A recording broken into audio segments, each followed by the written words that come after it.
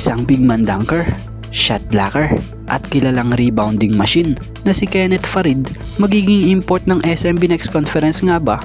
So yan ang ating mga tatalakayin. So ito na kaya ang pagkakataon na makakakita tayo ng talagang isang kilalang former NBA star like Kenneth Farid dito sa PBA matapos ngang maglabasan ng ilang mga rumor posts online na tila kinokonekta sa SMB.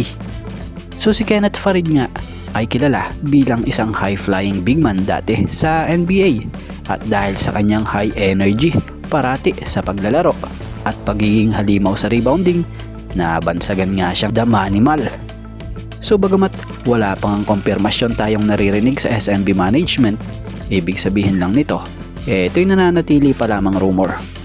Pero para sa opinion natin dito, kung matuloy man itong Kenneth Farid sa SMB, paniguradong mag-fit nga po sa system ng SMB ito, lalo na yung pagiging physical nito as a big man.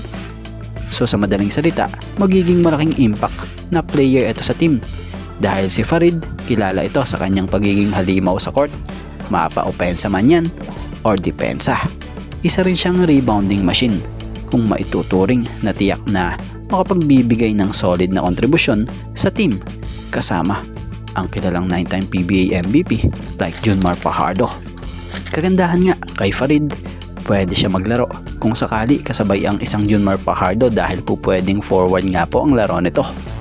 So kung magkataon, tiyak na magkakaroon ng excitement pa ang mga fans, hindi lang fans ng SMB kundi maging PBA fans dahil isang former NBA star yan na makikita sa ating pinagmamalaking pambansang liga. Lalo't may karanasan talaga siya sa mataas na mga kompetisyon nga tulad sa NBA at international tournaments tulad ng FIBA World Cup.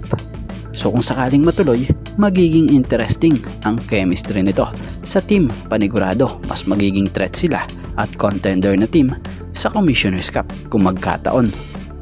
At maiba tayo about kay Benny Boatwright. Marahil marami ang magtatanong dyan, bakit hindi na lang kunin si Benny Boatwright? So speaking of Benny Boatwright, mukhang walang kasiguraduhan din kung si Boatwright nga maglalaro muli sa PBA para sa team ng San Miguel Beermen, lalo pat ito ay kakapirma lamang sa isang team sa Korean Basketball League. So tingnan pa rin natin dahil SMB management pa rin naman sa huli ang magdedesisyon kung sino ang import na kanilang gagamitin next conference. So kayo, ano ang opinion nyo at reaksyon nyo sa tulad ng tinalakay natin ito?